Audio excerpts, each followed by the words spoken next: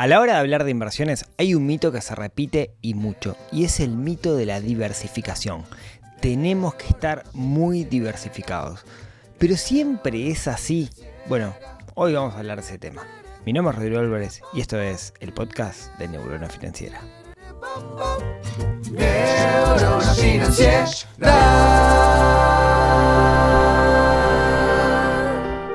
Muy buenos días, tardes, noches para todos. Bienvenidos a un nuevo episodio del podcast de Neurona Financiera.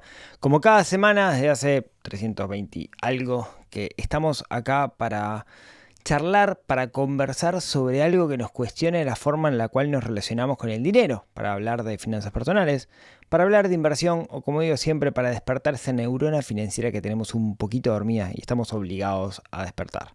Antes de arrancar, agradecerles a todos aquellos que están suscritos en el mailing semanal, que yo les llamo El Despertador. Todos los jueves a mediodía mando un mail que busca ayudarnos y dejarnos pensando en algo. Si quieren suscribir, es 100% gratuito, neuronafinanciera.com, dejan sus datos y todos los jueves les va a estar llegando este correo que ya les digo, busca que pensemos de una forma distinta esto del dinero. Y si hablamos de pensar distinto, una de las cosas que tenemos que aprender es construir juicios por nosotros mismos y no estar repitiendo aquello que escuchamos, sino darnos la libertad de pensar, de cuestionar aquello que escuchamos. Y justamente la historia de hoy viene por ahí. El otro día conocí a alguien que me comentó que tenía una empresa. Su empresa le estaba dando grandes ganancias, o le había empezado a darle grandes ganancias, y a instancias de alguien en redes sociales que habla de temas relacionados con finanzas, decidió convertir sus ganancias en inversiones financieras justamente para agrandar más su capital. Y eso no está bien ni está mal, pero quizás no siempre debamos hacer eso. ¿A qué me refiero? ¿De dónde nace este cuestionamiento? Este cuestionamiento nace del concepto de diversificación, que es de manual. La diversificación dice, si yo estoy invertido en más de un instrumento financiero y uno se hace pelota y uno se cae y el otro no, entonces lo que logro es resguardar el riesgo porque estoy diversificado. Esa es la idea, ¿no? No le apunto solo a algo, sino que si yo me diversifico en varios elementos, la realidad es que si a alguno le va mal, bueno, yo voy a promediar. Entonces eso de alguna manera me permite minimizar el riesgo de mi inversión. Ahora, ¿siempre es válido? Lo primero que tenemos que tener presente es que en activos financieros hay un primer concepto que es el concepto de correlación. La correlación es la relación matemática que hay entre dos activos financieros, entre dos inversiones. Vamos a poner un ejemplo bien choto. Supongamos que yo invierto en energías limpias, ¿no? Energías verdes, ¿no? Hidrógeno, energía solar, etc. Y tengo un montón de activos relacionados con eso. Pero por otro lado también invierto en combustibles fósiles. Entonces tengo acciones de petroleras o ETF de petroleras y al mismo tiempo tengo de energías verdes. ¿Qué se supone? Que si baja el valor del petróleo, el otro va a subir. Y si baja el valor de las energías verdes, el petróleo va a subir. Entonces de alguna manera la pérdida de una mejora con el crecimiento de la otra. Ese es el concepto, digamos, de correlación. La realidad es que es muy difícil encontrar instrumentos financieros que tengan una baja correlación. Usualmente no se da eso de que uno va para un lado y el otro va para el otro. De hecho, viene un COVID o viene una pandemia o viene algo y te baja todo el mercado y te baja todos tus instrumentos. Entonces, tan baja la correlación no es. Entonces, en la práctica, encontrar instrumentos de baja correlación no es tan sencillo. Por otro lado, yo tengo que pensar que si yo voy a invertir y yo tengo un área de conocimiento específico, un dominio de conocimiento, porque estudié, porque dediqué mi vida a una rama en particular del conocimiento profesional, ¿no debería tener ventaja yo invirtiendo en eso? ¿A qué me refiero? Por ejemplo, yo de ganado no sé nada, ¿no? No te sé diferenciar una vaca lechera de una vaca que no es lechera, que es para faena. No tengo clara la diferencia. Entonces, como no tengo clara la diferencia, la realidad es que para mí invertir en ganado es muy fácil para mí venderme espejitos de colores, porque es algo que no entiendo. De hecho, la semana pasada hubo una empresa de perfil ganadero que dio quiebra y fue un tema, recibió una denuncia penal o civil porque los inversores decían que no le estaba pagando y se armó ahí un pequeño revuelo aquí en Uruguay. ¿Cuál es la realidad? Y bueno, yo que estoy lejos del campo, a esta empresa en particular no la conozco y no sé si lo que me dice de, tenemos la vaca en tal campo, está bien o está mal porque desconozco del negocio.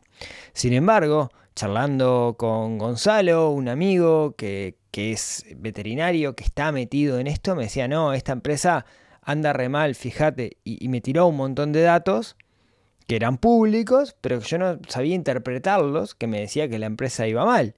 ¿A qué me refiero con esto? Como yo no tengo dominio de aplicación del negocio ganadero, si invierto en ganado, dentro de mi plan de diversificación, en realidad estoy perdiendo porque no sé. Entonces, lo que voy es, si yo invierto en algo lo cual conozco, es muy probable que me vaya mejor que algo que desconozco. Por ejemplo, yo me sentiría cómodo invirtiendo en una empresa de tecnología. ¿Por qué? Y bueno, me dediqué 22 años a la tecnología, algo de tecnología entiendo y puedo, con cierto grado de incertidumbre, ¿no? Pero puedo entender o puedo entender hacia dónde van los tiros en este mundo de la tecnología. Y eso me transforma en un mejor inversor en tecnología que mi amigo Gonzalo, que sabe mucho de vacas. Entonces, la especialización a la hora de invertir también es una ventaja que me permite ganar más y también me permite controlar el riesgo. ¿A qué voy? Y la realidad es que el libro dice tenés que diversificar, es de manual, pero la realidad es que muchas veces no diversificando podemos hacer la diferencia. Yo creo que el problema principal acá fue que faltó una pregunta, y esa pregunta es, ¿para qué querés invertir? Esa pregunta me parece que es vital y creo que siempre tiene que estar asociada, cuando hablamos de inversiones, siempre tiene que estar esa pregunta arriba de la mesa. Supongamos que es invertir en el retiro dentro de 20, 30 años. Perfecto. Ahí muy bien se puede ahorrar cierta cantidad de dinero mensual, colocar ese dinero mensual en un instrumento financiero que va a crecer lentamente, con suerte, un 10% anual, que lo puedo hacer compuesto, y quizás dentro de 20, 30 años eso me pague mi jubilación. Lo bueno de esto es que tengo el largo plazo a mi favor, que es un sistema financiero en el cual está fuertemente regulado. Acá entraría, por ejemplo, invertir en un ETF como el SPY 500 o alguno de esos, ¿no? Esa clase de instrumentos que van creciendo y que en el largo plazo me pueden hacer la diferencia. Ahora, yo creo que la pregunta que nos tenemos que hacer es, ¿y qué pasa si yo no llego a conseguir esos $200 por mes de acá que me retira? O peor, ¿qué pasa si con $200 no me alcanza porque me queda menos tiempo para retirarme? ¿Qué pasa si yo en realidad necesito hacer la diferencia hoy?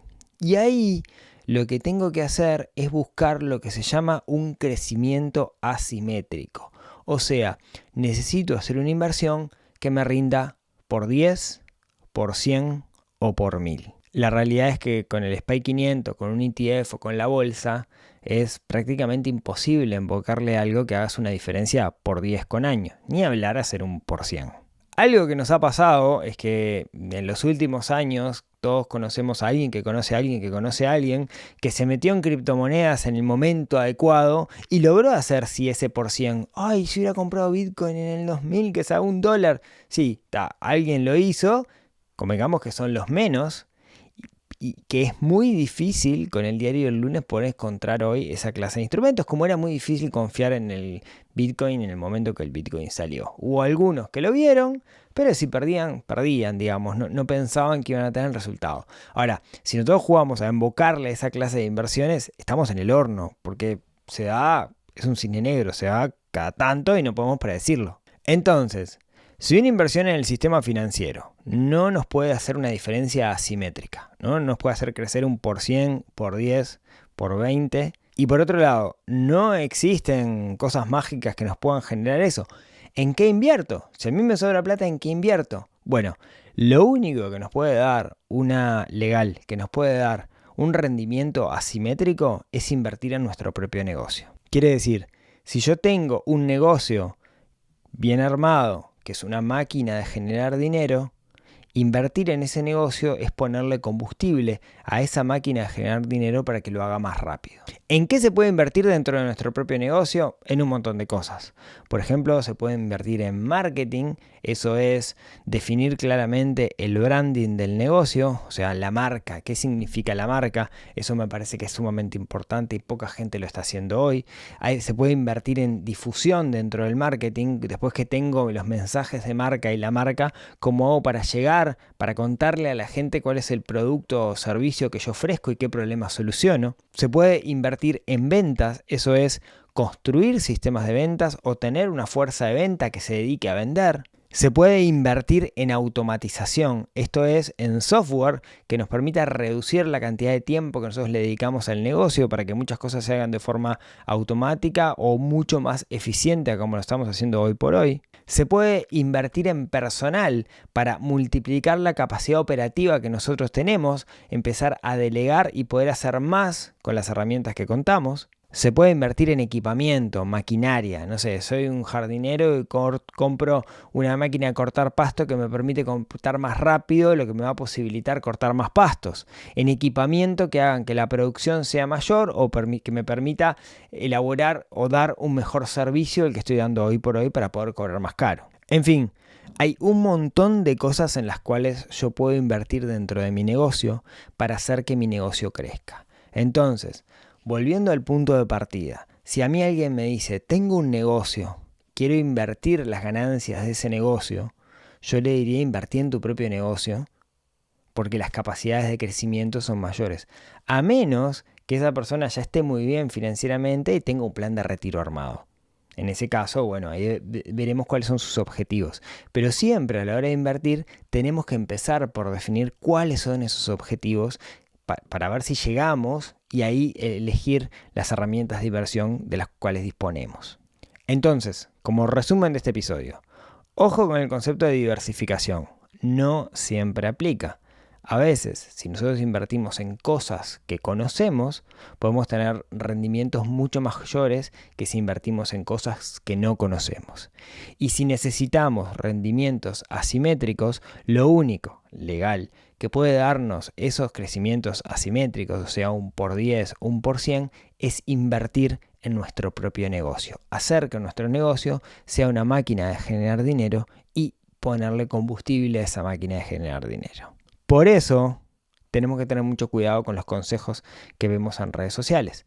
No siempre aplican para todos, por más que suenen lindo, por más que el actor que esté del otro lado diciéndolo parezca razonable, tenemos que construir nuestro propio juicio. De hecho, todo esto que yo le acabo de contar, me encantaría que lo pasaran por el tamiz del sentido común para ver si a ustedes les hace sentido. Muchas gracias por escucharme hasta acá. Espero que este episodio les haya sumado y los ayude a pensar un poquito distinto de cómo venimos pensando. Si les gustó, agradezco los comentarios tanto en Spotify como en YouTube, con cualquier lugar donde lo estén escuchando. Y como siempre, si tienen ganas, nos vemos, nos hablamos, nos escuchamos la próxima semana en otro episodio que ayude a despertar esa neurona financiera que tenemos un poquito dormida y estamos obligados a despertar para ser personas más felices y vivir una buena vida. Les mando un abrazo y hasta la próxima semana. Chau, chau.